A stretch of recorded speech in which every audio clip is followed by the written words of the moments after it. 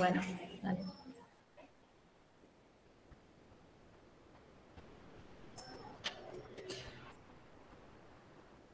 Bueno, hola, buenas tardes a todos y a todas. Estamos hoy con Nano Balbo y Laura García Tuñón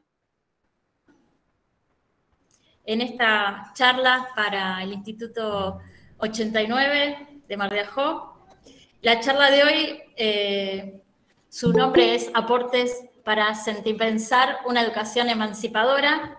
Y bueno, contamos con la participación tanto de Nano como de Laura y que les agradecemos desde ya que estén tener esta oportunidad, que estando tan lejos unos de otros, tengo entendido que Nano está por Neuquén, cerca del Partido de la Costa. Así que bueno, les damos la bienvenida y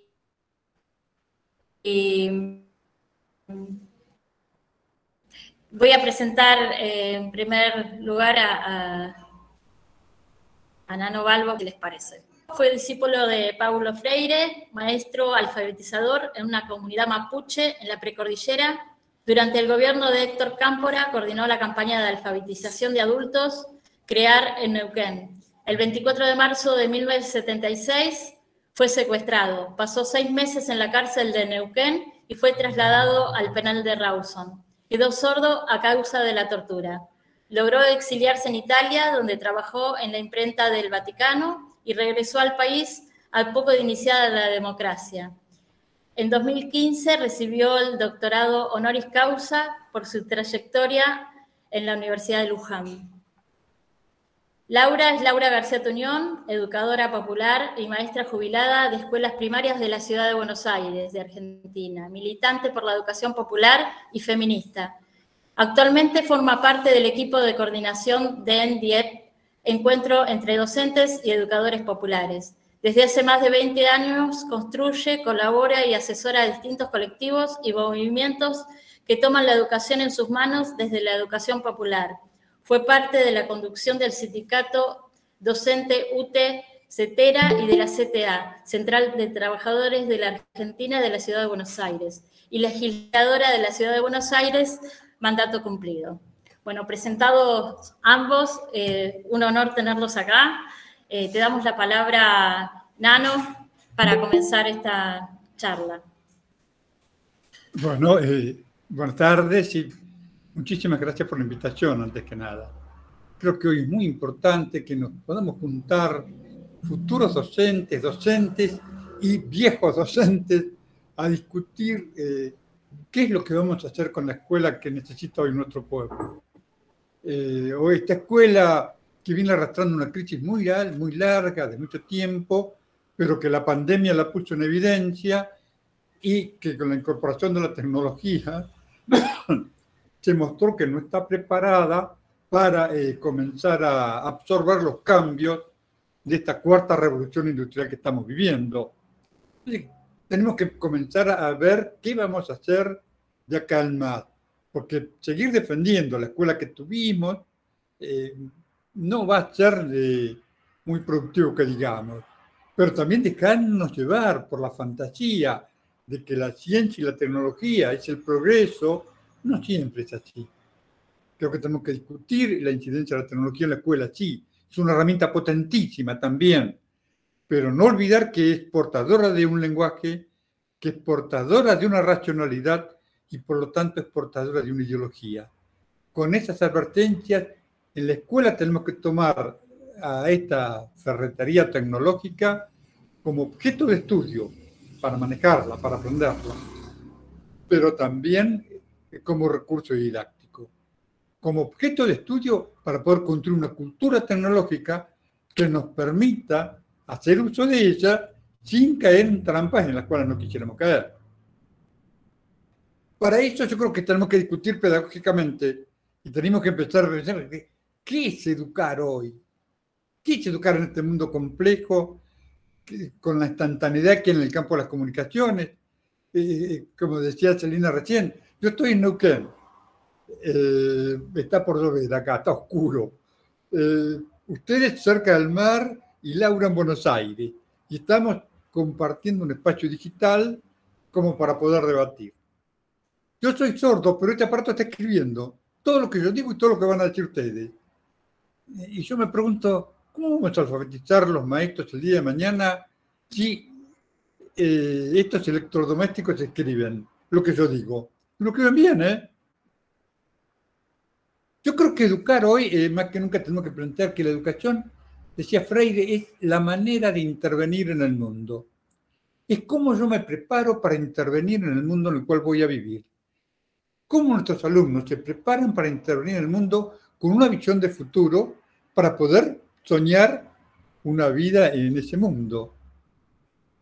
Y se parte de esto porque todas las teorías sobre la evolución de las especies se avanzaron siempre en que las especies que sobrevivieron fueron aquellas que fueron capaces de adaptarse a los cambios que vivía la naturaleza.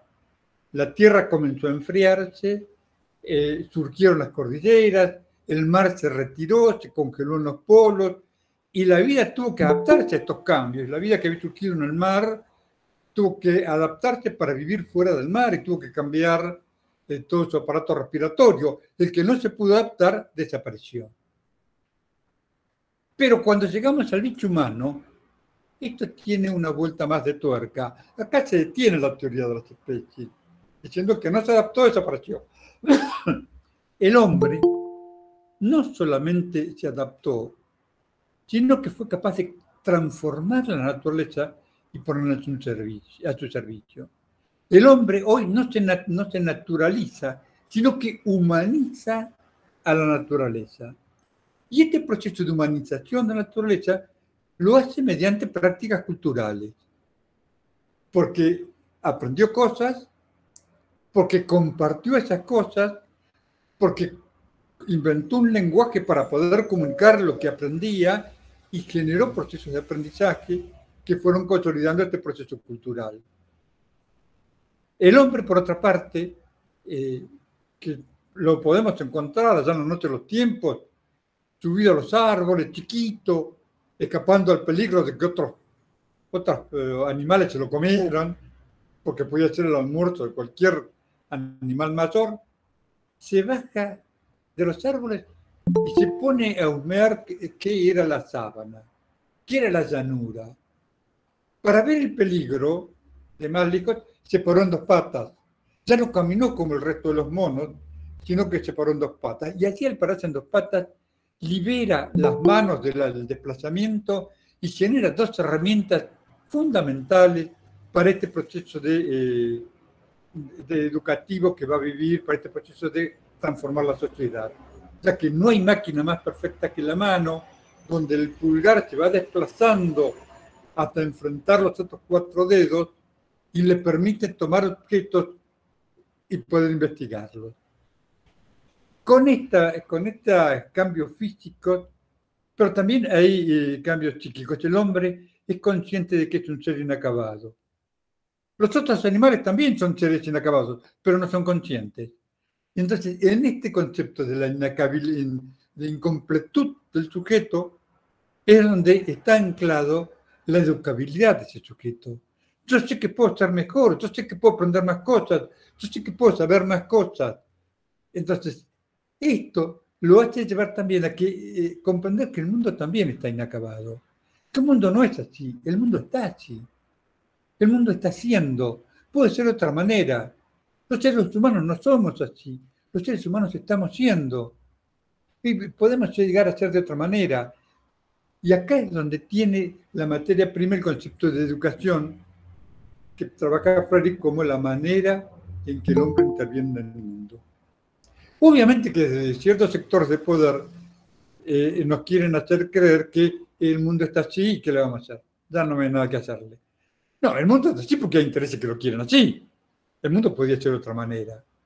Y todo el mundo plantea las grandes posibilidades de educación para transmitir la cultura acumulada.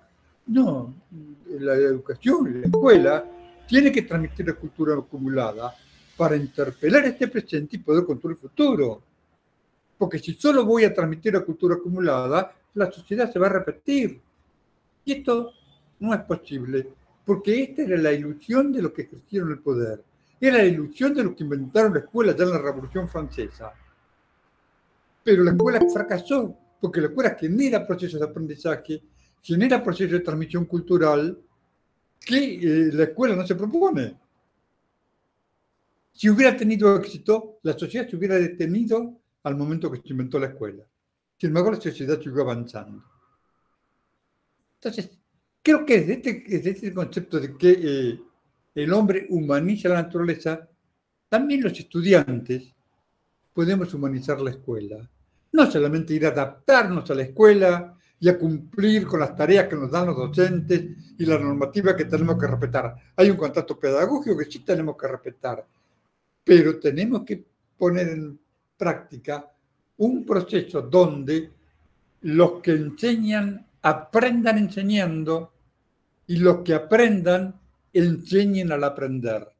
Es decir, para ver que no es solamente que el alumno tiene una tarea pasiva, que el docente le da la fotocopia, la bibliografía y lo que tiene que estudiar para aprobar el examen, sino que al interno de la escuela se va a generar un proceso de negociación cultural. Cada alumno es portador de una cultura, cada alumno porta un lenguaje, una mirada del mundo, una subjetividad, una manera de interpretar el mundo, sus sueños, sus frustraciones, que entran en contacto con los de otros alumnos y todos ellos entran en contacto con el docente y lo que el docente propone y se genera un proceso de negociación cultural. Si este proceso de negociación cultural no se da democráticamente, entonces la escuela coloniza, porque impone la cultura escolar y avasalla las culturas de los alumnos. Por eso es que para mí la escuela pública es la escuela democrática. Es la escuela que permite que los alumnos puedan manifestar su cultura, la puedan enriquecer, la puedan fortalecer con lo que la escuela les puede dar, pero que también dejen la marca en la escuela. Si una escuela no es democrática, esa escuela es estatal. Pero para que sea democrática, los docentes ya no son los que enseñan solamente, son los que construyen las condiciones de aprendizaje. ¿De qué manera vamos a construir estas condiciones para que nuestros alumnos aprendan? Los docentes tuvimos que aprender a manejar plataformas digitales. No sabíamos. ¿Quién nos enseñó? Los alumnos. Yo aprendí de los alumnos a manejar una plataforma digital. Y además, no sé iniciarla. Si no me manda la contraseña, no me sé conectar. Entonces, creo que hoy tenemos que volver a plantear que ese fijo concepto de que los alumnos van a la escuela a obedecer y aprender, y los docentes van a la escuela a enseñar, y la escuela va al saber socialmente acumulado y lo convierte en saber escolar para después distribuirlo, hay que ponerlo en cuestión. No digo cuestionarlo, pero sí ponerlo en cuestión. Tenemos que discutirlo. Hay elementos nuevos. La ciencia y la tecnología que está avanzando a niveles que nosotros ni siquiera estamos tomando conciencia, nos está poniendo en crisis. Hay una explosión en el campo de los conocimientos que hace que la escuela no pueda seguir funcionando con el viejo paradigma. Porque el tiempo que la escuela tarda en explicar un contenido es el tiempo que ese contenido se vuelve obsoleto. Hay una instantaneidad en el campo de las comunicaciones que nos está permitiendo a nosotros discutir acá. Pero también es cierto que esta manera de discutir acá está conectado con la Big Data, donde todo lo que nosotros digamos va a ser procesado por un algoritmo y después se lo va a convertir en mercancía para venderlo. Entonces tenemos ya que hoy se hace publicidad por AdTech. Yo pido precio por internet de una bicicleta y después en todas mis redes digitales, porque no son sociales, son digitales y basta, me ofrecen bicicletas para comprar. ¿Cómo se enteraron? Y porque al pedir el precio de la bicicleta fue a la Big Data, el algoritmo la procesó y le manda mi dirección digital y a veces la dirección personal también, violando todas las normas que hay de protección de los datos, y eso se compra. Y eso es un gran negocio. Y en campaña electoral, los partidos políticos están comprando las AdTech, como le llaman, advertencias tecnológicas. Entonces yo puedo decirle a la Big Data, dame el listado de los que van a votar el domingo que todavía no han decidido el voto. Y me lo mandan. Porque han investigado todo lo que escriben, todo lo que dicen, y me lo mandan. Y a medida que deciden el voto, lo borran. Entonces yo le mando propaganda solamente a los que no decidieron el voto. Se paga mucho. Bueno, este es el gran desafío hoy de la escuela, para que sea una escuela que permita construir una intervención en el mundo más justa, que permita construirnos un mundo más justo. Hoy el problema, se discute mucho sobre la pandemia, se discute mucho sobre la vacuna, se discute mucho, pero no se discute por qué surgió esta pandemia. Leía hoy en una página, en una información de Europa, que están encerrando y van a pasar todo el invierno encerradas todas las aves de Francia. Es decir, patos, gallinas, faisanes, todas las aves de corral que crían para comer no pueden quedar al aire libre porque temen una nueva gripe aviar. Bueno, si lo hacemos acá, no va a faltar el idiota que vaya a pedir la libertad de las aves, pero bueno, eso es otra historia. Entonces, creo que tenemos que discutir es que el virus que surgió no surgió de la noche a la mañana. Tampoco creo yo, esto es una opinión personal, que haya surgido en un laboratorio, como dicen ahí. Creo que lo que surgió es porque el hombre, con un sistema de producción perverso, por una producción de cría de animales para el consumo, para lo que fuera, terriblemente cruel, ha roto el equilibrio que la naturaleza tardó años en construir. Y fue ese equilibrio precisamente el que hizo posible la vida. Al romperse el equilibrio, la vida está en peligro. No va a desaparecer el mundo, va a desaparecer la vida sobre la Tierra. Y lo más probable es que primero desaparezcan quienes más afectan la vida sobre la Tierra. El virus más peligroso que está transitando por el planeta. Este virus más peligroso es el hombre, que no solamente se adapta a la naturaleza, sino que la humaniza y la humaniza con un sistema perverso. Creo que tenemos que, como escuela, construir una nueva bioética, una nueva ética de la vida que nos permita reconciliarnos con la naturaleza, porque los virus son advertencias que nos manda la naturaleza. Fue la gripe aviar al principio, después la gripe porcina, después el SARS de los camellos y ahora este virus.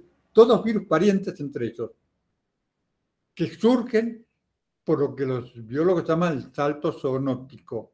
Es decir, un virus que está... nosotros estamos llenos de virus, pero tenemos una relación amigable con estos virus, inclusive nos ayudan a la vida. Pero cuando viene un virus que no está acostumbrado a nuestro organismo se defiende porque no lo reconoce y produce enfermedades. Si sobrevivimos vía la vacuna, es probable que nos lleguemos a reconciliar con el virus como nos reconciliamos con la de la gripe, que nos deja 2 o 3 días en cama y después salimos. Pero mientras tanto, no cambiemos las formas de producción, no va a haber vacuna que alcance, porque el virus, como estrategia de sobrevivencia, está mutando. ¿Y qué es la variable delta? Es decir, manera que el virus trata de sobrevivir en nuestro organismo, o en otros organismos. Entonces, yo para cerrar un poco en este debate, creo que tenemos acá varias cosas. Tenemos que pensar otra escuela que asuma la complejidad del mundo que estamos viviendo frente a esta 4ª revolución industrial. Mucha gente está hablando ya no de una crisis social, está hablando de una mutación social. La sociedad está cambiando, está mutando, está haciendo otra. Y en la escuela tiene que cambiar para poder trabajar entonces ante esta revolución industrial con todos los desarrollos tecnológicos, toda esta producción tecnológica, la tiene que absorber para tomarlo como objeto de estudio, pero también tiene que ponerse a trabajar la relación del hombre con la naturaleza. Esto de que no nos adaptamos, sino que humanizamos la naturaleza. ¿Cómo estamos hoy humanizando la naturaleza? De la mano de la tecnología se están hackeando cuerpos humanos. A veces para bien. Yo tengo problemas cardíacos, tengo 6 stents, cada vez que me hacen un control me hackean, se meten dentro mío, es ciencia ficción lo que le hacen a uno. Bueno, lo hacen para bien, lo hacen para salud, también se puede hacer para mal, ¿eh? Es el mismo mecanismo. Entonces, un poco para cerrar, es que nos podamos juntar los que pensamos diferente para enfrentar al que piensa de manera antagónica. Nos podamos juntar los que creamos, estemos convencidos de que este mundo puede ser más lindo, de que este mundo puede ser más justo, de que este mundo no tiene por qué ser tan agresivo. Y eso depende de con qué criterio yo me voy a vincular en ese proceso de humanización de la naturaleza. De humanización de la escuela, de humanización de las organizaciones sociales, de la humanización de mis relaciones más personales, con mi hija, con mi pareja, con mis amigos. Creo que todo esto debemos poner en cuestión y todo esto debe ser objeto de tratamiento en la escuela. Por lo menos tenemos que discutirlo. Yo creo que habíamos estipulado una charlita corta para abrir el debate. Yo cierro acá, después abrimos otros temas si quieren.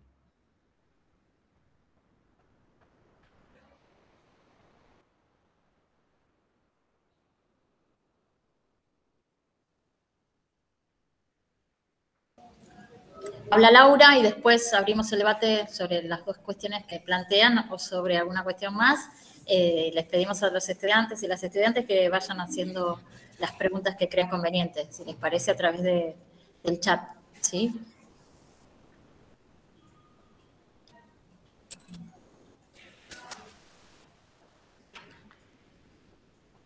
No sé si se escuchó.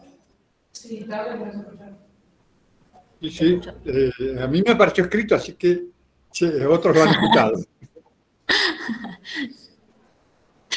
Gracias. Me respondiste, Nano. A ver si está Laura por ahí. Por supuesto, yo me abro cualquier pregunta aquí en la sede. Yo planteé estos dos X, pero es lo que quieran los estudiantes. Bien. Laura. ¿Empiezo yo? ¿Sigo yo? Bueno. Sí. Bueno, también agradecerte a vos, Celina, que es mi hermana, por si no se dieron cuenta, y al instituto esta invitación, ¿no? Para poder sentipensar, como dice el título, una educación emancipadora junto a estudiantes que van a ser futuras maestras de las escuelas, ¿no? Y también a los profesores que los acompañan, y homenajear a Paulo Freire en su centenario, ¿no? Que este año se han hecho múltiples actividades de homenaje. Les cuento que yo pertenezco, además de ser maestra de primaria, jubilada, pertenezco al ENDIEP, como bien me presentó Celina, que es Encuentro entre Docentes y Educadores Populares. El ENDIEP es un colectivo que conformamos una serie de profesoras, docentes y educadores populares en 2015, y lo armamos con la idea de tejer puentes de diálogo entre los y las docentes de las escuelas formales y los educadores y educadoras populares de los movimientos sociales, que por lo menos acá en la ciudad de Buenos Aires y el Gran Buenos Aires hay muchísimos movimientos que toman a la educación en sus manos. Lo conformamos también para intentar que la educación popular entre en todo el sistema educativo. Promovemos una formación docente en clave de educación popular y lo hacemos a través de cátedras libres, encuentros de intercambio, seminarios, debates en institutos de formación docente y en bachilleratos populares, principalmente para trabajar con estudiantes, que serán los futuros docentes de nuestras escuelas.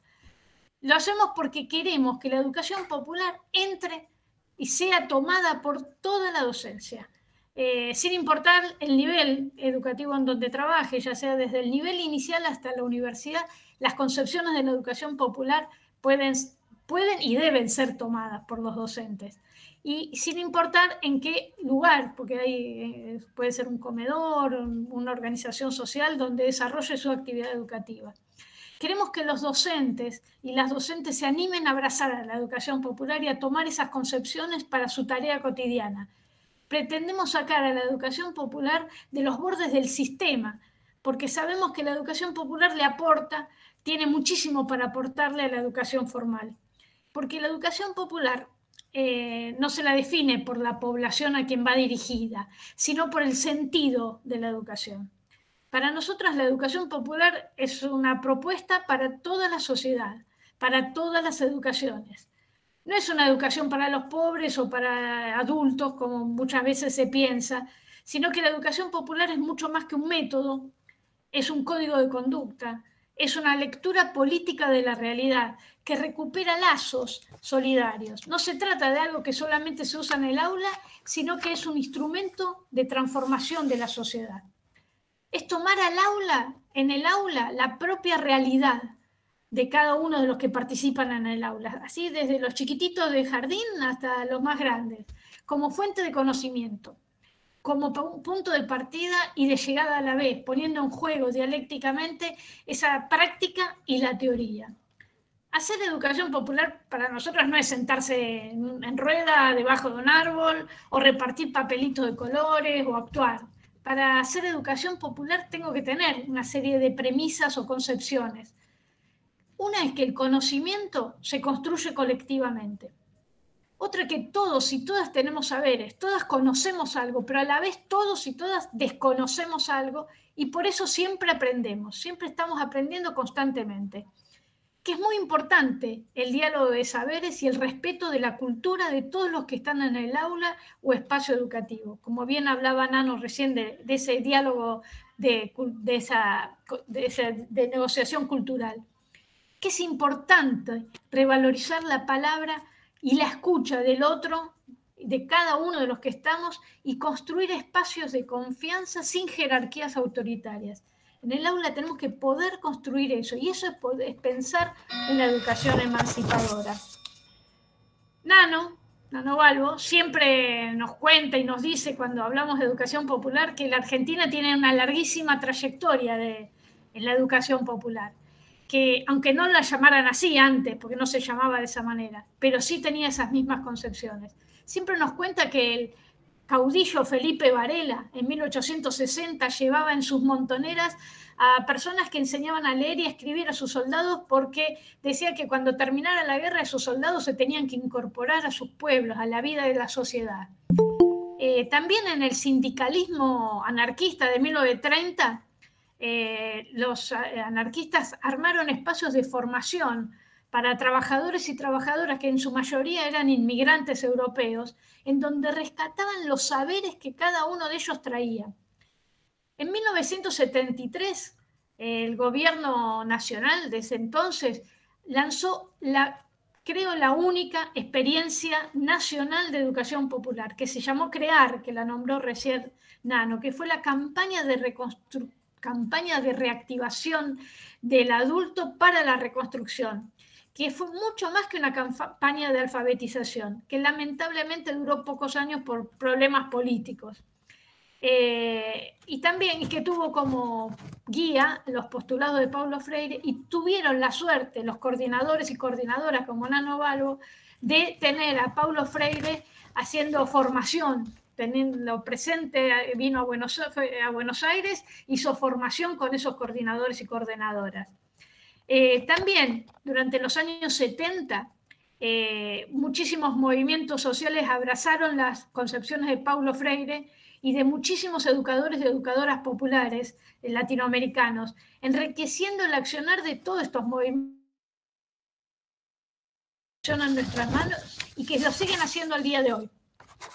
Desde hace muchos años también con este NDIEP, con este colectivo, venimos trabajando y articulando acciones con bachilleratos populares. Y les cuento qué son los bachilleratos populares para que puedan entender que en cualquier aula se pueden hacer estas concepciones de la educación popular. Estos espacios toman las concepciones de Paulo Freire y entienden que la educación popular aporta las transformaciones en torno a la cultura, a la diversidad y a la autonomía, y transforma también a la escuela en sus propuestas pedagógicas emancipatorias y en su tarea en la construcción de conocimiento. Y esto, claro, lo podemos hacer todos en cada una de nuestras aulas.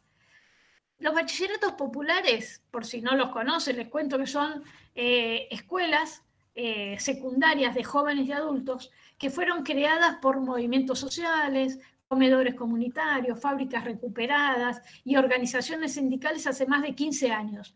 Todos con un gran anclaje en el territorio en donde se desarrollan.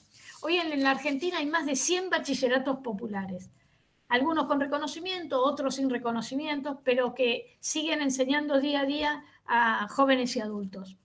Los y las estudiantes que se acercan a estos bachilleratos, en general se acercan para tener el título secundario con la ilusión de poder conseguir un trabajo cuando se reciban. Pero los educadores y educadoras populares de estos bachilleratos se plantean a través de estas concepciones de la educación popular lograr el acceso, la permanencia y el egreso de estos jóvenes y adultos con un sentido emancipador. Promueven el lugar de la autonomía, de la curiosidad, de la incorporación del error, que está bien equivocarse, del correrse del lugar del no aprender. Todos podemos aprender, pero muchas veces nos dicen que nosotros no podemos, que estamos imposibilitados por diversas cuestiones socioeconómicas. Buscan que los y las estudiantes confíen en que son portadores de saberes y que pueden seguir aprendiendo. Promueven espacios solidarios de aprendizaje entre los estudiantes, fortaleciendo entramados para sostener la escolaridad. Contribuyen también a que tengan herramientas materiales y simbólicas para organizarse y pelear por sus reivindicaciones y derechos como ciudadanías. Y eso también es lo que deberíamos poder lograr en cada aula y escuela. Paulo Freire ha insistido en que las prácticas educativas no son neutrales, sino de naturaleza política. En sus aportes nosotros podemos ver las críticas a la educación bancaria, como él la llama, y a sus pedagogías, mostrando que la matriz colonial que atraviesa el modelo pedagógico hegemónico de la modernidad, en los modos de vinculación con el saber y en las prácticas educativas en sí. Y eso lo hemos vivido casi todos nosotros en nuestras escuelas, muchísimas veces. Esas ideas hoy se actualizan ante este presente de crisis tan duro en que estamos viviendo. Marco Raúl Mejía, que es un educador popular colombiano, nos impulsa a que llamemos sindemia, que es la suma de la pandemia con la exclusión social, con todo lo que estamos atravesando como sociedad con el neoliberalismo, que profundiza todas las desigualdades de género, de raza, de edad, de clase. Así que esta sindemia es un nuevo término que creo que tenemos que poder apropiarnos.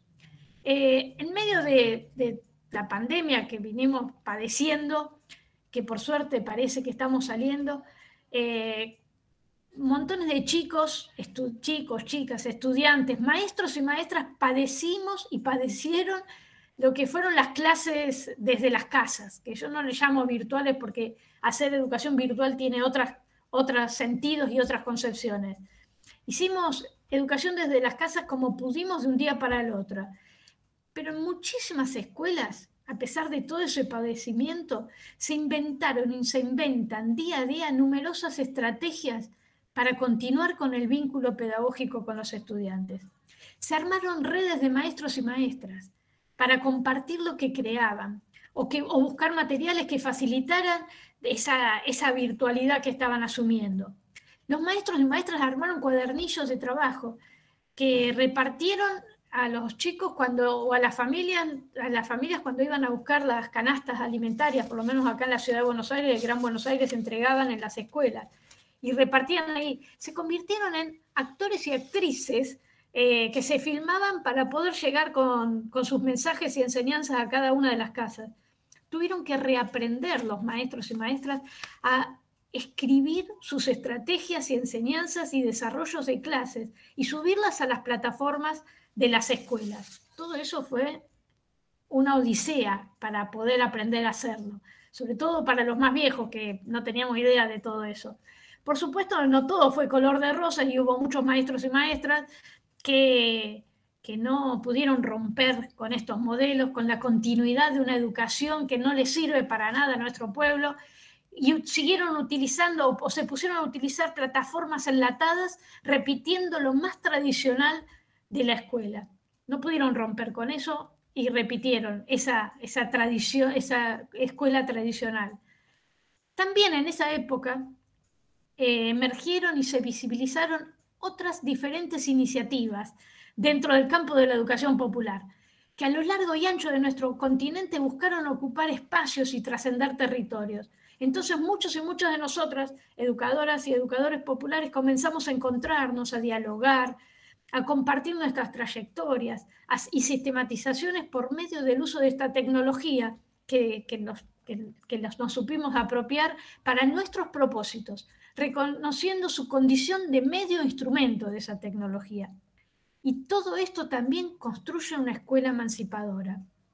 Así que en estos tiempos de pandemia o de pospandemia, esperemos, para nosotras, digo nosotras porque en nuestro colectivo la gran mayoría somos mujeres, como es en toda la educación, es indispensable que los y las educadoras nos situemos al conocimiento en el campo de la contradicción, en el entramado de la disputa y al conflicto como el motor de la praxis transformadora, develando el carácter político y humanizador de la educación. En ese sentido es que desde el NDIEP, yo les conté que desde hace varios años nos propusimos trabajar con la formación docente en clave de educación popular para que los y las estudiantes se nutrieran de esas concepciones de Paulo Freire y de la educación popular. Porque estábamos convencidas de que la práctica docente es profundamente formadora y por eso debería ser un centro de reflexión constante para orientar la tarea del maestro o la maestra, para propiciar un espacio de resignificación de las experiencias y para ser un propulsor en la elaboración de marcos teóricos metodológicos desde el cual nos asumimos en nuestras clases, brindando a la tarea docente la posibilidad de atravesar los muros, de cruzar las fronteras de los conocimientos permitidos, porque siempre nos dicen que determinados conocimientos son los válidos y nosotros sabemos que hay muchos conocimientos que están invisibilizados y a los que nos tenemos que apropiar. La tarea docente no se restringe al desarrollo de una clase, sino que es el trabajo del aula exige espacios de construcción colectiva del conocimiento, en el cual se puede crear y recrear, pensar su propia práctica y buscar fundamentos teóricos que nos auxilien en esta tarea tan ardua y compleja que es enseñar. En ese sentido, el trabajo colectivo entre los y las docentes y los educadores crea oportunidades de reflexión enormes y permite, por medio del intercambio entre nosotros y nosotras, la sistematización de nuestras prácticas. Nos permite que a los educadores y educadoras dejen su condición de aislamiento, que a veces nos dicen cada maestrito con su librito, cerremos la puerta y hagamos lo que querramos adentro del aula, y de reproducción de lo que otros piensan, para ejercer un papel de investigadores y de constructores del conocimiento, en una perspectiva participativa, de interacción con los otros, y sobre todo de producción de saberes colectivos. Nosotras pretendemos educar y educarnos para pensar, y no para obedecer. Queremos que los y las trabajadoras de la educación dejemos de ser espectadores y nos convirtamos en protagonistas. Y además queremos recuperar la alegría y el compromiso de enseñar como un acto de resistencia. La educación es un campo de disputa. Cuando yo entro al aula, tengo una autonomía que no tiene un operario en una fábrica. Los maestros tienen que poder preguntarse sobre la pertinencia del hecho educativo. Porque con la pertinencia es con la que discutimos el proyecto educativo que queremos. Y para eso hay algunas preguntas. Esto es algo que Marco Raúl Mejía siempre nos enseña, ¿no? Y que dice, ¿por qué educación y por qué escuela? Tenemos que poder explicar por qué somos necesarias, es necesaria la escuela y la educación ante el embate que están haciendo, que dicen que la escuela puede ser reemplazada por un dispositivo tecnológico. A pesar de que en la pandemia tuvimos que usarlos, pero no se pudo reemplazar y no se debe reemplazar la escuela. ¿Para qué educación y para qué escuela? Es decir, ¿qué proyecto de sociedad, como nos decía recién Nano, qué proyecto de ser humano y para qué del destino de la naturaleza? Todo eso lo tenemos que poder pensar como docentes. ¿Para qué educación y para qué escuela? ¿Qué educación y en dónde? ¿Educación para quiénes? Porque somos un país diverso y en general nos proponen una educación homogénea para todos y que formemos para las pruebas estandarizadas que tenemos que tomar, las pruebas PISA o las pruebas de aprender. Entonces muchos maestros se pasan el año enseñando para que sus alumnos o alumnas aprueben esas pruebas. Y eso es el error mayor. Y también pensar qué educación queremos, qué pedagogía elegimos, si vamos a elegir una pedagogía emancipadora o vamos a seguir con una instrumentalización de lo que otros elaboran. Con la pedagogía yo resuelvo respondiéndome todas estas preguntas, yo resuelvo en el ámbito de la educación, en las clases, qué es lo que quiero enseñar. Si como maestros y maestras no nos ponemos a hacer esas preguntas y repetimos lo que otros elaboran, lo que dictan los organismos internacionales en educación, difícilmente podamos construir una educación emancipadora. Y necesitamos para eso construir comunidad educativa, que podamos estar entre todos y todas pensando y elaborando esta educación que queremos. Necesitamos por eso recuperar la alegría del trabajo, el compromiso con la tarea de enseñar, la esperanza, el deseo de educar y la confianza de que esto es viable, que es posible, que no hay destinos sociales prefijados para nadie, ni para nuestros chicos ni para nosotros. Nuestra tarea como maestros, maestras, requiere de muchísima pasión, requiere estar maravillados con el conocimiento y acompañar a otros y a otras a que se lo apropien y descubran las maravillas que nosotros hemos descubierto. Y necesitamos revalorizar nuestro trabajo de enseñar de la mano de la pedagogía, desde un sentido emancipador, para un nuevo proyecto de transformación de la sociedad. Paulo Freire, en una de sus frases que a mí me gusta mucho, dice: lucho por una educación que nos enseñe a pensar y no por una educación que nos enseñe a obedecer. Y por eso, a pesar de que estoy jubilada y que en el grupo de nuestro colectivo del ENDIEP somos varias las que nos hemos jubilado en estos años, es que seguimos andando y que nos gusta charlar con los futuros maestros, nos gusta que nos pregunten y que puedan también apropiarse de los conocimientos que nosotros tenemos y puedan crear sus nuevos conocimientos para tener una escuela mejor. Bueno, por ahora, y me gustaría las preguntas, igual que a Nano. Bueno, muchísimas gracias, Laura y Nano. Bueno, los invitamos a todas las estudiantes y docentes que están acá participando a hacer preguntas.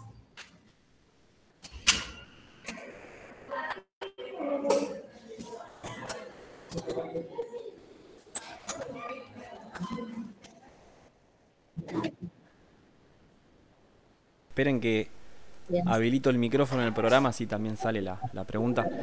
Mi pregunta quizá va al sentido común o quizá permite a lo mejor problematizar justamente esto.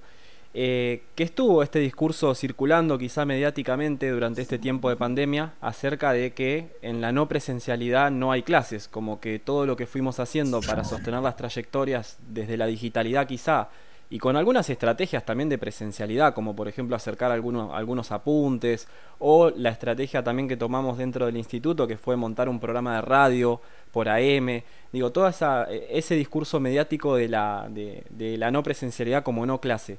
¿Cómo lo ven desde estas perspectivas?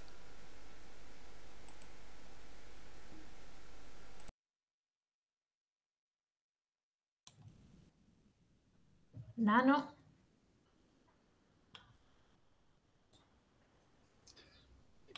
¿Quién contesta primero? Vos. ¿Yo? A ver, hay un poco cierto. La educación es un hecho eminentemente social. Nadie se educa solo, nadie educa a nadie. Todos nos educamos mediatizados por la realidad, decía Paulo Freire. Y en la medida en que la comunicación virtual no genera esta sociabilidad, ya que el docente y los chicos están solo de frente a una pantalla. Allí, entonces, no hay clases, el proceso educativo es incompleto, porque yo creo que la virtualidad es una herramienta potentísima de apoyatura a las clases y que en determinadas circunstancias, como fue la pandemia, se puede mantener el vínculo pedagógico, pero sepamos que siempre es inconcluso. Yo comenzaba a salir por las escuelas. Estuve la semana pasada en Cutralcó, donde le pidieron a los chicos de un instituto de formación docente, pasamos todo el día trabajando ahí, que pusieran en pocas palabras qué esperan al volver al instituto. Todos los chicos hacen el mismo criterio. No irnos nunca más de acá. Yo quiero estar con otros. Yo no, mi casa no es la escuela. No puede ser que la escuela, la educación, ocupe el espacio del hogar. No es lo mismo. Es una invasión que se hace. El hogar tiene una determinada lógica, tiene una determinada racionalidad y cumple un rol educativo determinado, que no es el de la escuela. Y es más, no pocas veces, y ha pasado, termina siendo agresivo porque se meten, los chicos, por ejemplo, no prenden las cámaras porque no quieren que vean las condiciones en las que les tocó vivir, porque se avergüenzan de su hogar y no quieren que tomen estado público. Esto es muy violento. Entonces, yo creo que la virtualidad puede ser una ayuda, es un buen... en determinadas circunstancias es una herramienta potentísima, pero no va a sustituir la relación a la antigua que tiene la escuela. No va a sustituir la mirada, no va a sustituir los gestos, no va a sustituir todo el afecto, toda la pasión que reúne cuando los seres humanos se juntan. Porque, como decía recién, la educación es un hecho eminentemente social, no se hace aislado. Por otra parte, ¿para qué va el chico a la escuela? El chico a la escuela va a hacer un aprendizaje que la escuela no se lo propone. Fíjate vos. Gramsci definía que el Estado es la sociedad civil más la sociedad política con una autoridad que lo organiza. La sociedad civil es las organizaciones que se dan a su libre albedrío, no tienen normas. Yo estoy si quiero no estoy. La sociedad política no, tiene normas que tengo que cumplir para poder estar. Esta práctica hace el chico ni bien ingresa a la escuela. Y ahí se constituye como sujeto político. Ingresa al aula y él sabe que todos sus compañeros son sus compañeros. No hay un compañero más compañero que otro. Esto es una norma. Esto es la sociedad política. Sabe que hay una autoridad, que es el maestro. Pero cuando sale al patio, el chico sabe que sus amigos los elige él. Nadie le puede obligar a ser amigo de otro chico. Esto es la sociedad civil. Fíjate que el chico está jugando a intervenir en la sociedad, a intervenir en el mundo, a aprender a intervenir en el mundo, a veces sin que la escuela se lo proponga. Y hace un proceso de educación democrática muchas veces mucho más sustantivo que hace la escuela con sus documentos y charlas sobre educación democrática. Esto tampoco puede ser la virtualidad. Por otra parte, la educación virtual viene vestida con un discurso progresista, cientificista, pero nos ocultan que está vinculado a la Big Data. Entonces nos ocultan que tiene objetivos muy precisos, que responde a intereses muy precisos, que no es neutral. No hay neutralidad en la tecnología. Además del lenguaje, además de la racionalidad que impone una ideología. Y esto todavía la escuela no lo está pudiendo desmenuzar. Pero insisto que en esto, yo no creo que la virtualidad pueda sustituir el aprendizaje, porque el aprendizaje es entre seres humanos que se conciben inacabados, que son sentipensantes, que sienten y piensan simultáneamente, y con la tecnología esto no se da. Y yo contesto a algo, o sea, creo entender un poco... Hay una participación acá que no la había visto. Pero no. Que corrobora un poco. Sí, Laura.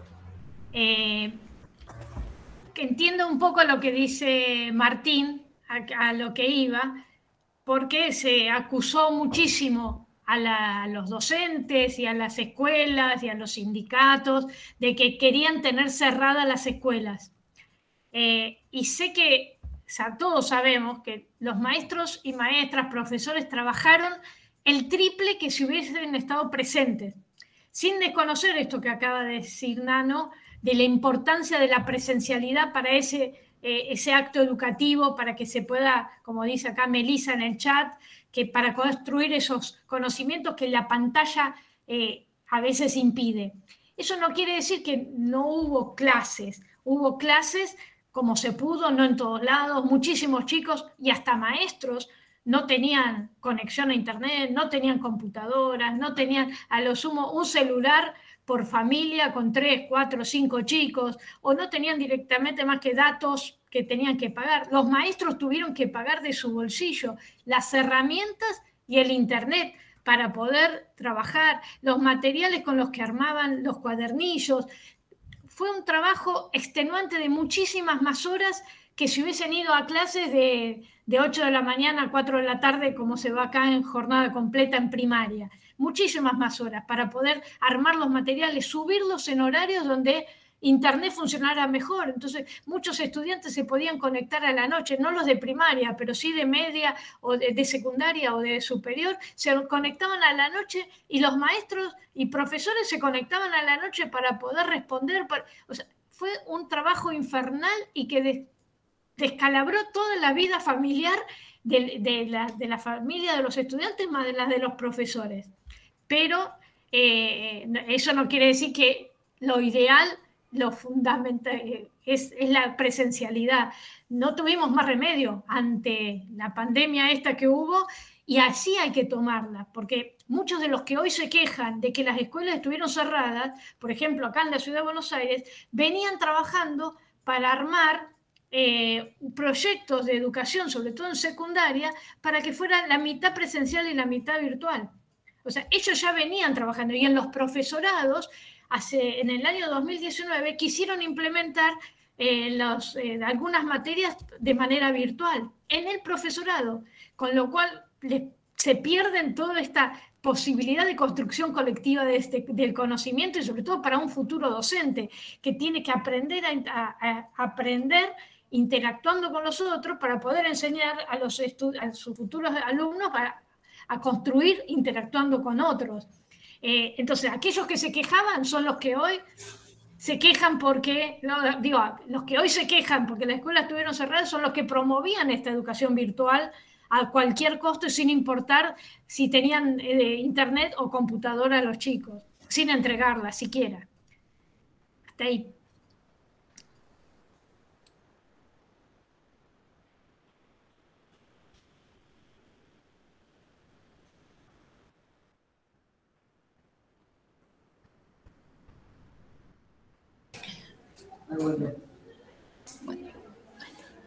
Hay algunas preguntas en el chat, a ver. Hay muchísimas preguntas y opiniones más que fundadas. No se me borró porque y se me borró todo el chat. Se me desconectó mi internet y no veo nada en el chat ahora. Entonces tomo yo. Bueno, empiezo por la última. Donde dice que los sectores partidarios plantearon la idea de que no hubo clase. Yo creo que esto está anclado en un concepto bastante perverso, pero que a veces los docentes, en un concepto, por lo menos opaca el concepto de educación. Los docentes a veces somos cómplices de esto también, porque hablamos como sinónimo entre escuela y educación. La escuela es un dispositivo muy importante en la vida del ser humano, pero no es sinónimo de educación. La escuela es una institución bastante reciente en la historia del hombre. La primera escuela la podemos encontrar en la época de la Revolución Francesa, allá en el 700. Y lo peor que ha durado hasta ahora, tal cual, con pocos cambios salvo lo curricular. Entonces, aprovechando esta opacidad del concepto entre escuela y educación, muchos pícaros decían, tuvimos 2 años sin educación. No, el hombre que no tiene educación se muere. El ser humano se constituyó como ser humano porque pudo aprender y pudo enseñar. Es decir, pudo hacer educación. Y nosotros no hemos sabido salir a discutir este concepto, decir, señores, lo que no hubo fue escuela, pero educación hubo. Y es más, los maestros, como decía Laura recién, a costa de un gran sacrificio, tratando de mantener viva la imagen de la escuela, o por lo menos la representación de la escuela. Y aunque no supimos hacer otra cosa que traducir la política educativa a lo digital, adaptarla y no crear una cosa nueva para poder vincularnos, pero como fuere, mantuvimos el diálogo con un muy importante número de chicos, a costa de un gran sacrificio. Había otras antes.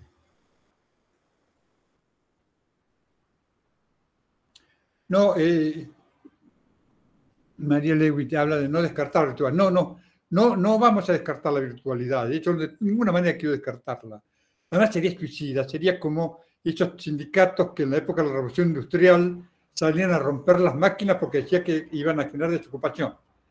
Heroica la pelea, pero la perdieron, porque la máquina había llegado para quedarse.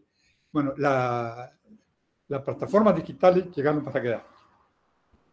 Lo que tenemos que hacer es generar una cultura tecnológica que nos permite utilizarla como herramienta.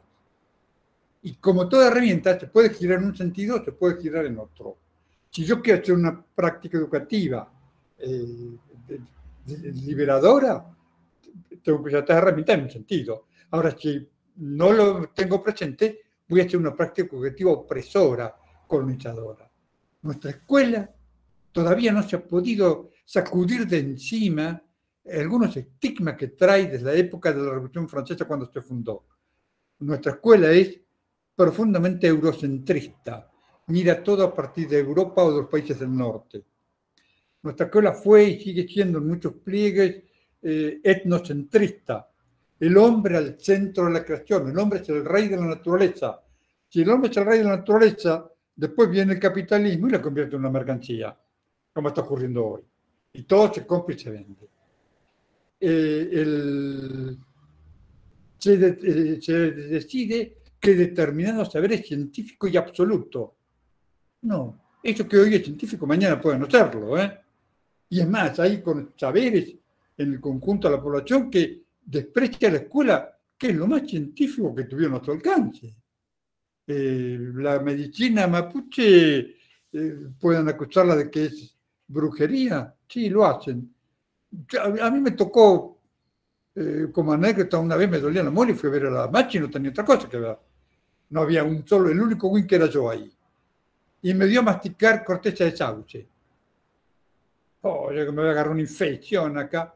Cuando pasa un cura nómade que llevaba medicina en su camión, le pido algo, me dice, ¿no fue a ver a la machi? Yo sé, ¿qué le digo? Corteza de sauce. Se puso a reír el cura. Me dice, ¿usted vivió en Italia? ¿Cómo se dice sauce en italiano? Salce. ¿Y la cafeaspirina qué tiene? Ácido salicílico. Ah, recién ahí comprendí que esta mujer me estaba dando ácido salicílico. Y ella no lo sabía. Entonces, yo creo, pero sintetizando, yo creo que tenemos que tomar, yo decía, crear dos pedagogías. Una, la tecnología y el desarrollo tecnológico como objeto de estudio para construir una cultura tecnológica. Y la otra, una pedagogía para utilizar estos recursos que son potentes, pero que no vengan con el concepto mágico de que van a sustituir la educación presencial, porque no lo van a poder hacer. Puedo enumerar un montón de hechos anecdóticos que se dieron en esta experiencia de educación por plataformas digitales, donde los chicos las boicotearon con mucha inteligencia. Por ejemplo, se grababan un corto con TikTok en el celular y lo transmitían. Entonces el profe que daba clase veía esa grabación y el chico estaba durmiendo. Y el profe ni se enteraba que estaba durmiendo. U otro que le dijo al profe, tiene mal sonido, ¿por qué no toca tal tecla y tal otra así mejora? Y colapsaba la comunicación y no había clase. Entonces, ¿eso por qué? Porque los docentes no tenemos esa cultura tecnológica.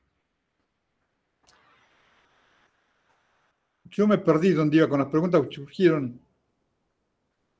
Sigo. Sí, la educación popular es resistida. Sí, porque se vive la ilusión de tener el control. Los docentes somos depositarios de una autoridad. Sin esa autoridad no podemos dar clase. Cuando nos sentimos débiles, caemos en el autoritarismo.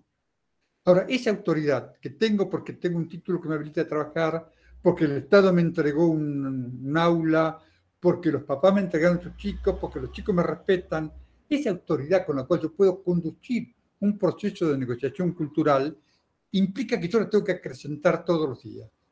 Y la tengo que acrecentar democráticamente, porque autoridad es un poder delegado. Hoy la tengo, mañana me la quitan. La autoridad es el presidente, porque la población con el voto le delegó el poder. Mañana otra vez se lo quitan. Entonces, pero lo que no podemos permitir los docentes es que esa autoridad venga boicoteada todos los días por 4 idiotas que hace rato no pisan una escuela, pero tienen un micrófono y chapa de periodista, que dice que los docentes trabajamos 4 horas, que somos vagos, que vivimos pidiendo licencia. Si ellos me quitan la autoridad, después, ¿cómo hago yo para dar clase? Pero también vamos en primera persona. Nosotros tenemos que reconstruir esa identidad a partir de un permanente contrato pedagógico con mis alumnos. Para que yo sea de confianza como docente de mis alumnos, que mis alumnos confíen en mí, y a veces que esa confianza se gana diciendo, mira, ellos que me preguntan no lo sé, porque no estoy obligado a saber todo. Busquémoslo juntos. Y así construyo mi autoridad. Laura, no sé si querés tomar vos alguna otra pregunta o... Sí, hay una que me hicieron, cómo se hace para que la educación popular llegue a todos, y a la vez decían qué estrategias podríamos tomar, ahí se me borró, para construir una educación popular si el ámbito educativo se encuentra muy arraigado en la enseñanza tradicional. Creo que nosotros por eso estamos trabajando con los institutos de formación docentes de acá de la ciudad. Estamos trabajando con algunos y vemos que muchos están promoviendo encuentros de educación popular, de debate, de formación. Creo que hay que, sin desechar las escuelas, porque hay muchísimos maestros y maestras y profesores en secundaria que también tienen estas concepciones y que hacen trabajos maravillosos en las escuelas, de apertura, de escuchar a los chicos y a las chicas, de poder trabajar con los saberes que traen ellos sin imponerles. Todos sabemos que depende de la dirección de la escuela, nos obligan a seguir un diseño curricular, pero también lo van a aprender ustedes con el tiempo, que uno también puede ir viendo cómo sortea ese diseño curricular que nos imponen y poder construir con el mismo título lo que nosotros queremos hacer con nuestros chicos y chicas. Yo les cuento, por ejemplo, yo trabajaba en una escuela, tenía primer grado y siempre pasaba a segundo con los chicos, y empecé a molestar en la escuela que yo quería trabajar con mesas hexagonales. Pero no era un capricho. Si yo estaba convencida de que que la escuela, los conocimientos se construyen colectivamente, yo no puedo tener a los chicos y a las chicas sentadas cada uno en su sillita y en su mesa que no pueden hablar con el otro. Yo estoy convencida de que el chico se copia cuando sabe, si no, no puede copiarse. O sea, para poder copiarse del otro, tenés que saber qué querés copiarte. Con lo cual tenés que tener algún conocimiento. ¿Y cuántas veces nosotros, por lo menos a mí me pasaba que yo me quería copiar en una prueba, entonces hacía un machete y ya con eso de escribirlo ya lo aprendía, después no lo necesitaba usar. Entonces, ¿qué podemos hacer? Primero, buscar espacios colectivos, además de leer. Tenemos que poder leer libros de Paulo Freire, de Marco Raúl Mejía, de actuales, ¿no? Marco Raúl Mejía, de Lola Sendales, tiene unos libros que muchísimo están todo en internet, para poder leer y entender primero nosotros. Y después animar a los otros compañeros y compañeros de las escuelas. Sabemos que hay mucha cuestión arraigada tradicional, pero siempre vamos a encontrar algún otro u otra en el colegio, en la escuela, algún otro compañero o compañero que quiera hacer proyectos de trabajo colectivo, trabajos conjuntos, de repensar. Si estoy en el primer ciclo, ¿cómo trabajo ese primer ciclo con el resto de mis compañeros? A veces teniendo que respetar las cuestiones tradicionales de otros, pero promoviendo esto de estas posibilidades de pensar de conjunto. Che, vamos a un maestro, vamos a hablar sobre cómo hacemos para que este primer y segundo grado sea una continuidad y no sean departamentos estancos. ¿Cómo hacemos para que los chicos entren en confianza? Y a veces uno solo no se le ocurre con el otro, con otro compañero. Entonces, dentro de cada escuela podemos buscar colectivos adentro, organizándonos para poder leer materiales, artículos pequeños, no necesitamos, sabemos que el trabajo docente es muy, muy arduo, ¿no? Como decía hoy. Entonces, no tenemos demasiado tiempo si encima tenemos nuestras casas, nuestros hijos, nuestra familia, de ahí todo lo que implica una vida fuera de la escuela. Pero poder leer, poder pensar con el otro y con la otra. El tema de la construcción colectiva es fundamental. Y la otra es el sistematizar. Proponerle a algún compañero o compañera, che, vamos, sistematizar es poder no escribir como relato, pero sí empezar a contar lo que hacemos para repensar esa forma que estamos, por ejemplo, cómo enseñamos a leer y a escribir, determinada cosa, entonces pensamos un proyecto, lo escribimos, lo hacemos con otro y hacemos interactuar a un primer grado con un segundo, a un segundo con un tercero. Bueno, hay que buscarle la vuelta y sí saber que hay muchos que hacen muchas cosas, lo que pasa es que cierran la puerta del aula para que otros no se enteren y lo que tenemos que intentar es que se abran esas puertas, que podamos que aquellas cosas buenas que se hacen en la escuela sean compartidas para que muchos más se apropien y otros, aunque sea por vergüenza, lo quieran hacer o digan, oh, mira, este está haciendo esto, busquemos una manera de hacerlo distinto. Ahí, Nano, te paso. Yo quiero complementar un poco lo de Laura, que acuerdo. Yo creo que volvamos al viejo Freire. Freire viene a producir una ruptura epistemológica muy fuerte con su libro Pedagogía del Oprimido, que escribió en el año 68. La primera edición fue en el 70, pero hay un manuscrito que él se lo dedica a un amigo en Chile, con una frase que va a ser un poco, creo que tiene una fuerte impronta de Fanon, de Fran Fanon. Dice, a los desarrapados de siempre, a los desarrapados del mundo, a quienes en ellos se identifican y con los que con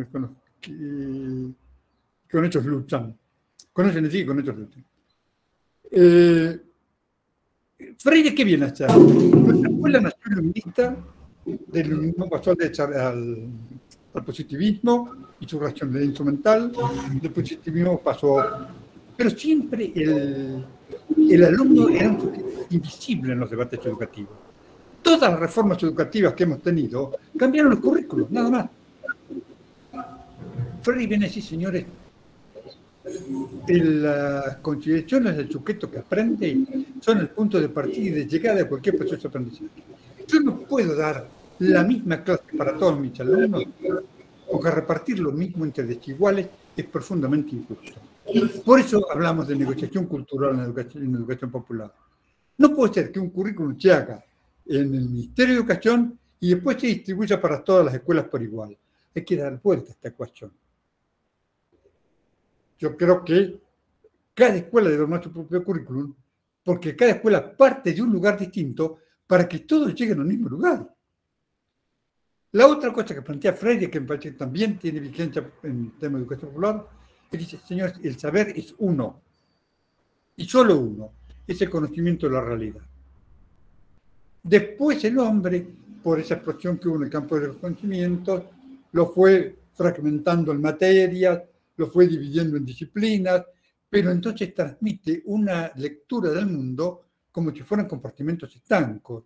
Y en el campo educativo, la psicología le quiere decir a la escuela qué es lo que hay que hacer, la sociología le dice a la escuela qué es lo que hay que hacer, hasta la economía nos dice ahora qué es lo que tenemos que hacer.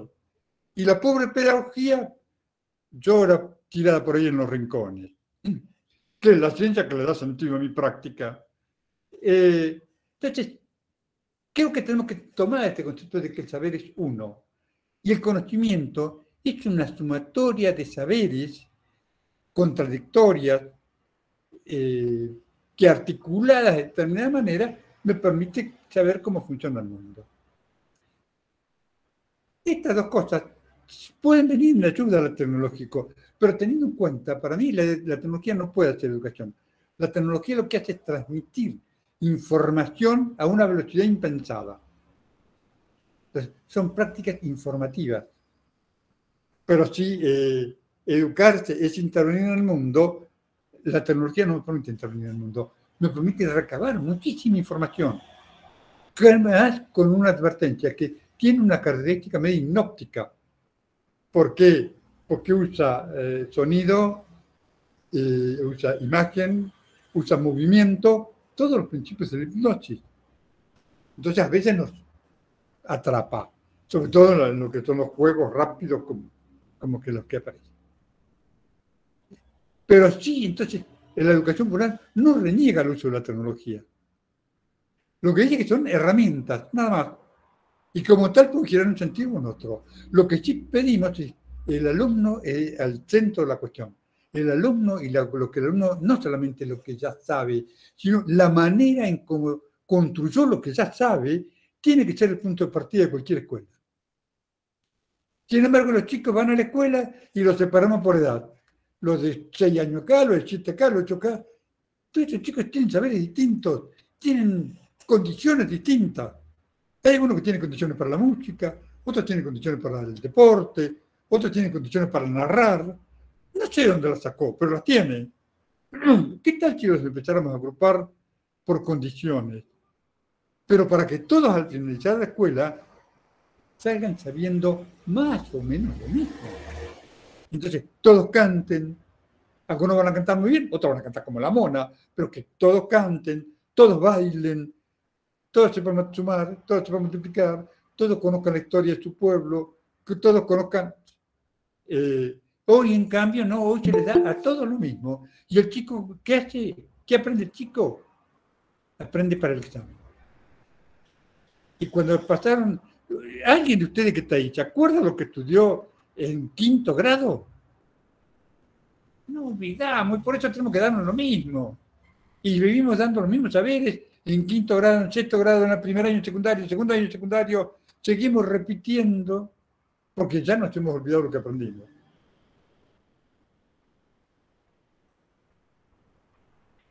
Y otra cosa, a ver, Nano, yo estoy convencida de que como futuros maestros, maestras, es imprescindible la organización. Y también esa organización tiene que ser a través de los sindicatos docentes. Pero también le tenemos que exigir a los sindicatos docentes que se hable de pedagogía. O sea, un sindicato docente, a diferencia de otros sindicatos de otras ramas, no solamente tiene que defender los derechos laborales, sino también el debatir la pedagogía, debatir políticas educativas. Entonces, también como forma de organización, hay que impulsar que dentro de los sindicatos se haga formación pedagógica y que la hagamos colectivamente, ¿no? Que venga uno, que nos traiga, sino insistirles y molestar adentro de los sindicatos para poder discutir no solo lo salarial, las condiciones laborales, sino la cuestión pedagógica, la educación popular o los distintos temas que nosotros querramos para pensar una escuela distinta. Sí, acá sí, además, Laura, perdón. Sí. Además, creo que tenemos que corrernos de este que empieza y termina que tiene la escuela, ¿no? De esta concepción de que la materia empezó y terminó. Y que termina el cuatrimestre ahora y que hay que hacer todos los papeles, como para que hay un ciclo que cierra. No, la finalización de un proceso es la apertura. El mundo está haciendo, la escuela está haciendo. Yo estoy siendo. Cuanto más sé, más necesito saber, porque más preguntas me voy a hacer. Entonces, pero sin embargo, nosotros tenemos también el concepto de los aprendizajes como compartimentos estancos. Aprendemos esto, aprendemos esto, aprendemos esto. Esto es para aprender otra cosa. Entonces, Raúl por acá decía yo creo que los sindicatos que planteaba Raúl que tenemos que discutir pedagógicamente. Yo, por ejemplo, estoy esperando que se proponga la creación de un nuevo cargo docente que es el que maneje toda la ferretería tecnológica.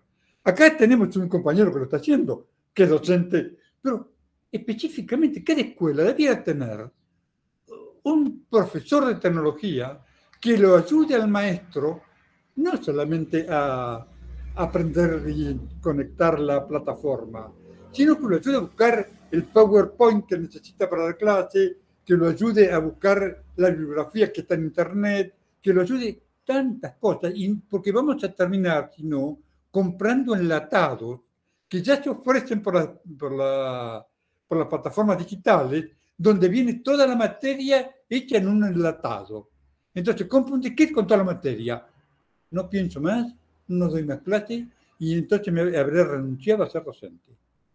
Porque en este caso había hecho un administrador de un enlatado que preparó Google o alguna de las empresas que se dedican a la tecnología digital. Entonces, debemos aprender a crear con estas herramientas. Porque la educación es un hecho eminentemente creativo.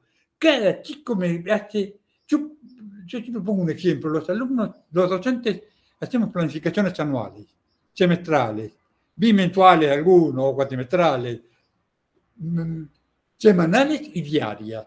Con todas estas planificaciones voy al aula. Nada puede salir mal. Tengo todo presto. Resulta que un pibe, generalmente el más vago, porque lo mandan a los otros, o que tiene su rol asignado, hace un chiste o hace una pregunta que a mí me parte al medio. Y en esa planificación tan rígida, abre una grieta donde se cuela la vida.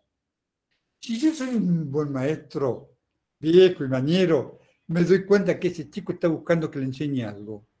Que detrás de ese chiste, detrás de esa pregunta, hay cosas que no aparecen, porque es lo que el chico se animó a hacer, pero debajo hay más cosas. Entonces ahí se produce una contingencia, se produce un acontecimiento inesperado que pedagógicamente tiene una potencia increíble si yo lo miro desde la educación popular. Entonces, lo más saludable es agarrar toda la planificación, meterla en el cajón para cuando venga mejores tiempos y irme con los chicos que me están haciendo una demanda que no se animan porque la hacen en los términos de los que a ellos les parece que a mí me gustaría escuchar. Y entonces, si tengo autoridad que me da la confianza con los pibes de actuar honestamente a cara descubierta, allí está el hecho educativo, que después me va a permitir ir a la planificación. Pero lo otro es, ¿qué espera nuestro sindicato para pedir este nuevo cargo docente? Ya no podemos trabajar sin él. De hecho, acá tenemos un compañero que se está sacrificando, es docente, inclusive abrió el debate, pero tiene que estar institucionalizado y tenemos que llamar a concurso y que se designe tanto cada cuántas aulas va a haber, cuál es el rol que tienen, es decir, incorporar al estatuto del docente capítulo para este nuevo docente que no puede ser cualquiera, que tiene un saber técnico, pero tiene que tener un saber pedagógico que soporte ese saber técnico. Ahí hay otra pregunta, o una reflexión en realidad, Mel, que dice que a partir del contexto de pandemia que vivimos y la vuelta a la escuela, con todo lo que esto conlleva, también tendría que volver la discusión, o mejor aún la propuesta de la pareja pedagógica. Es necesario 2 docentes en el aula. Mis mejores años como maestra, que por lo menos los que yo sentí como maestra, fue teniendo una pareja pedagógica. Acá en la ciudad de Buenos Aires había un maestro que era de educación especial, una maestra, porque éramos todas mujeres, de educación especial, que pues mi escuela era de un barrio vulnerable, qué sé yo, entonces teníamos una maestra integradora en el aula. Y estaba siempre toda la mañana conmigo, toda la mañana. Y hubo varias, ¿no? Pero a lo largo de los años. Año 92, desde el 92 en adelante. Y fue lo mejor que pude. Con algunas congeniábamos en las formas de enseñar, con otras no, pero siempre era bueno éramos 2 para pensar, escuchar, trabajar con los chicos y las chicas, planificábamos de conjunto, nos obligaba a llegar a acuerdos cuando no pensábamos igual, pero nos obligábamos porque teníamos un grupo al que teníamos que responder. Y la verdad que es lo ideal. Y los bachilleratos populares que les comentaba hoy hace un rato, ellos trabajan con parejas pedagógicas, aunque acá en la ciudad les pagan el salario a uno y reparten el sueldo entre dos, porque reconocen solo a uno. Pero sí, es lo ideal, tener una pareja pedagógica en el aula.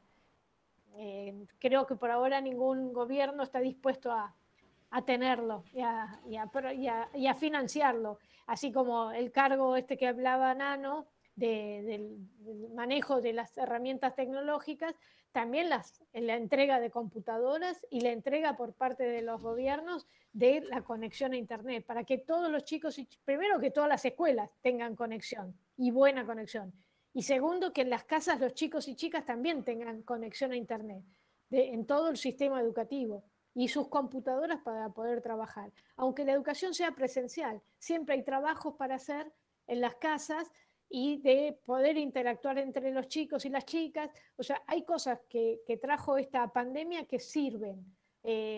Nunca antes las familias estuvieron más involucradas en lo que era la enseñanza de los chicos como en la época de pandemia. A los golpes fue, ¿no? Porque tuvieron que ponerse, pero se involucraron muchísimo más. Y eso no hay que perderlo, que las familias estén involucradas con lo que hacemos en la escuela.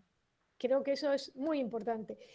Es más, en algunas escuelas, que a lo largo de mi trayectoria pudimos armar espacios, en las escuelas se hacía el proyecto, el PEIP, Proyecto Educativo Participativo Institucional, y convocábamos a los comerciantes de la zona, a las organizaciones barriales, había una biblioteca popular, a todos ellos para pensar el proyecto educativo de la escuela.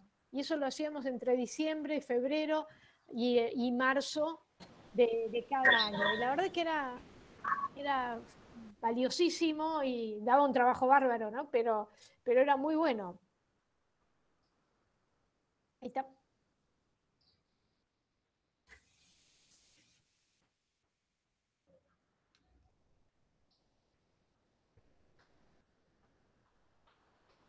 Sí, también es cierto que te puso en evidencia que un conjunto a la sociedad, para lo único que le interesa a las escuelas es para el depósito de sus hijos. Porque clamaban por la escuela porque no tenían dónde dejar sus hijos. Entonces, yo lo cuestiono como padre. Yo lo deposito como la mascota en una escuela y después me preocupo. No es tampoco por la educación de sus hijos. Yo quiero también retomar un poco la educación popular, porque veo que hay profesoras de nivel inicial. Dice Francesco Tonucci que el hombre antes de caminar baila y antes de hablar canta. Esto es totalmente cierto. Quien haya hecho una residencia o haya pisado un jardín de infantes va a ver que los chicos que gatean, si uno les canta, ellos tratan de imitarlos. Y no pueden hablar, pero sí empiezan a tratar de modular la voz como cantando, como la mona, pero lo hacen.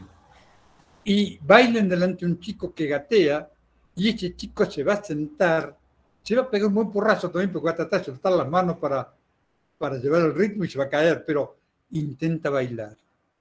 Creo que tenemos que recuperar esto desde el campo educativo. Yo veo que la escuela en el jardín de infantes tiene mucho de educación popular. Después, cuando llega a la escuela primaria, le empiezan a disciplinar. Bueno, ahí se acabó. Y lo primero que se le dice, esta es tu casa, esto no es tu casa, esto es la escuela, como si fuera otro mundo. ¿Qué es otro mundo? Sí, pero tiene que ser un mundo de armonía con la escuela, no de competencia ni de rivalidades.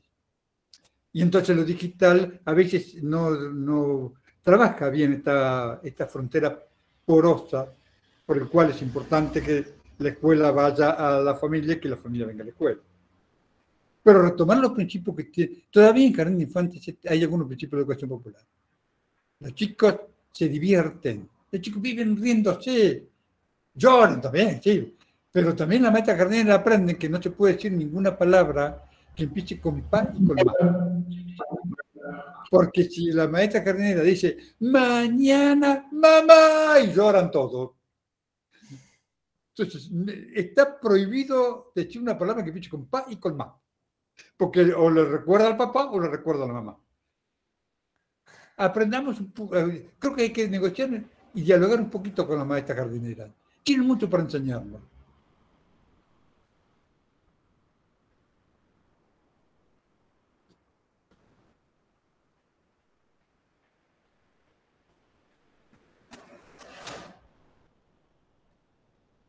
No, acá estamos muy, muy interesados y a modo de cierre, agradeciendo a todos ustedes, a ustedes dos específicamente y a Celina también, queríamos decirles cómo imaginan esta escuela del futuro, cómo imaginan luego de esta interminable pandemia, poder aunar lo presencial con lo virtual. ¿Cuál va a ser la prioridad?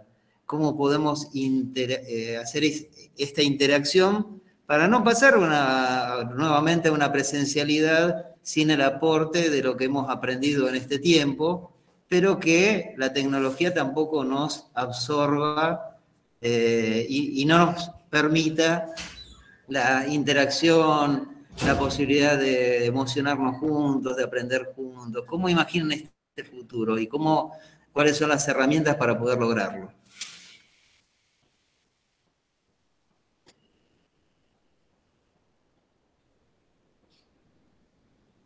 Nano está leyendo. Sí, estoy leyendo.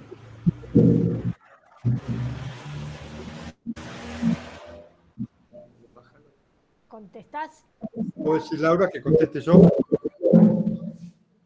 ¿Sí? ¿El micrófono del celu?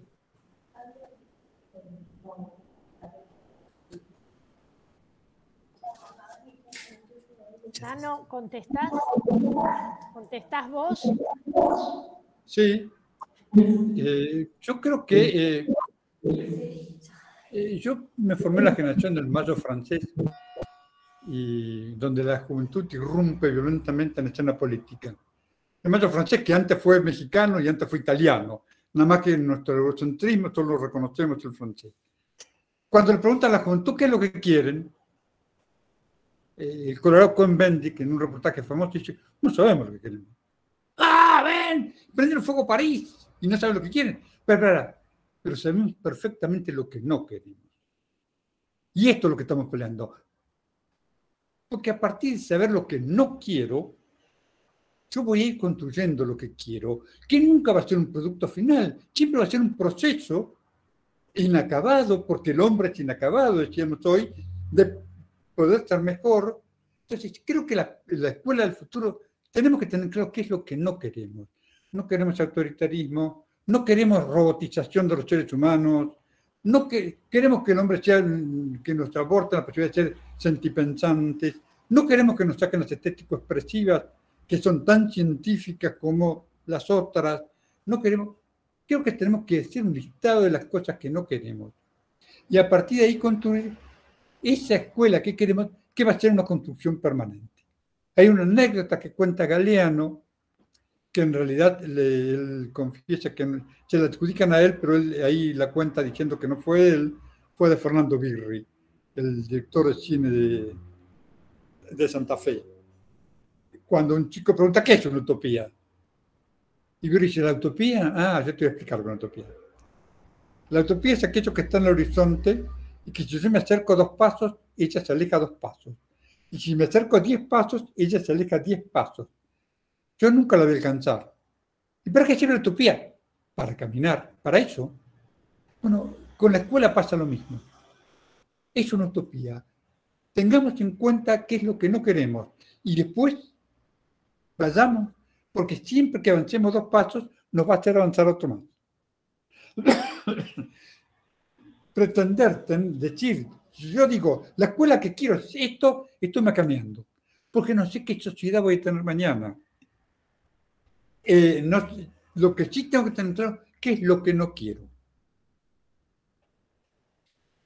Y acompañando esto que dice Nano, creo que tenemos que dejar de maquillar a la escuela. para hacerla bonita. Vivimos haciendo parches, primero nos imponen los parches con las reformas educativas, pero en la escuela tratamos también de maquillarla para que aparezca como linda. Y la verdad que hay que mostrarla como es. Y hoy esta escuela, los chicos siguen yendo porque les encanta, porque mis nietos cuando volvían a la escuela volvían felices. A ellos no les importaba si iban a aprender o no aprender. Eso le importaba a los padres o a las madres. Pero a ellos querían ir a la escuela. Por esto que hoy decía nada de sociabilizar.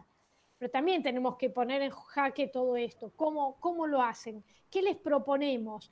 Y también estas herramientas que no compremos, sí, digamos, no a los enlatados que nos proponen, no al Google, no sé qué. Por suerte no estoy dando clases, ahora ya estoy jubilada porque no sé usar muchas de estas herramientas, pero sí son valiosas porque nos permiten esto, estar en Neuquén, Mar de Ajó y la ciudad de Buenos Aires y estas cosas son las que podemos rescatar. Tenemos que poder ofrecerle a los chicos estas posibilidades de interacción, que ellos mismos lo hacen con los juegos, pero siempre se dijo, los chicos van a desempeñarse bárbaro con la pandemia porque ellos manejan todas las herramientas digitales. Mentira, manejan los juegos, manejan las redes,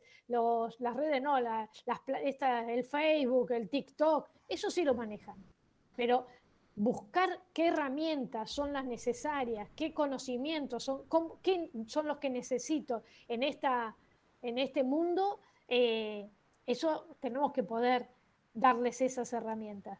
Con lo cual yo creo que sí va a seguir, tenemos que poder aprender, yo digo nosotros los más viejos nos cuesta más aprender a utilizarlas estas como herramientas, pero tenemos que pensar una escuela que no sea maquillada, donde podamos darle posibilidades a todos y a todas. Todos los chicos, todos tienen cosas para enseñarnos, pero tenemos que tener la cabeza abierta para poder escucharlos y darles el lugar de confianza para que pongan en juego esos conocimientos para construir los nuevos conocimientos que necesitan para la sociedad. Y después las fechas, las batallas, eso lo van a ir viendo después con las herramientas estas, pero esto, no maquillar más a la sociedad, a la escuela, y empezar a pensarla entre todos, no es de a uno que se hace. Y para eso tenemos que poder hablar con los otros, aunque no piensen igual que nosotros. Tenemos que poder hablar, salvo con aquel que uno dice, bueno, este es el enemigo que quiere destruir la escuela, pero con los maestros que están dando clases, tenemos que tener la posibilidad de poder dialogar y encontrar puntos de acuerdo para seguir avanzando en una escuela distinta. No sé. Bien. Creo que como herramienta, como brújula, los maestros tenemos la obligación de salir a rescatar la pedagogía del lugar donde la han arrojado, que es la pedagogía, la ciencia que le da sentido a mi práctica, es la ciencia que le da explicación a lo que hago y enseñar, y es la que construye mi identidad como docente. Pero no es pedagogía, son pedagogías en plural. Y pedagogía, como decía hoy, es que está diciendo el acumulado pedagógico que me permite interpelar este presente para poder construir todas las demás explicaciones, exigirle que las traduzcan en términos pedagógicos. Cuando hablo de economía de educación, bueno, pedagógicamente, ¿qué me quiere decir? Pero exigirle porque la escuela y la educación y la ciencia que tiene la pedagogía. Lo demás dicen pavadas.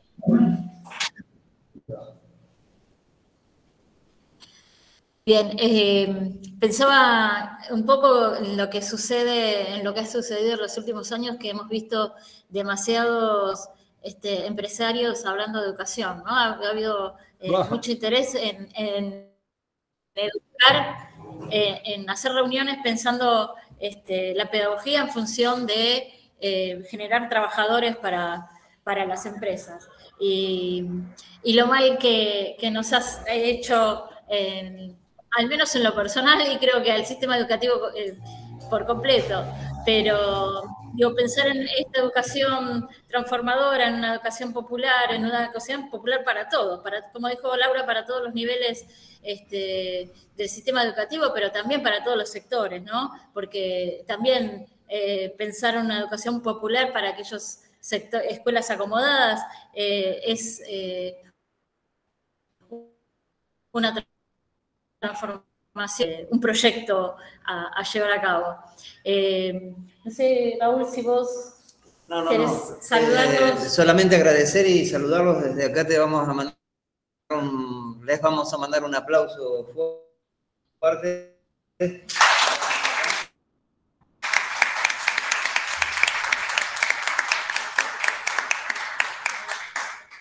Y un saludo desde Mar de Ajó, esperando encontrarlos alguna vez por acá, por este lugar. Están invitados. Están invitados, por supuesto, sí, sí. Gracias a Analía y otros profes que se han... Y a Martín en particular, y Martín, por que supuesto. Se ha llevado el programa. Gracias a ustedes. Y sí, yo iré a visitar a Celina y voy a pasar por allí algún día. Nano, también estás invitado acá a la costa, ¿eh?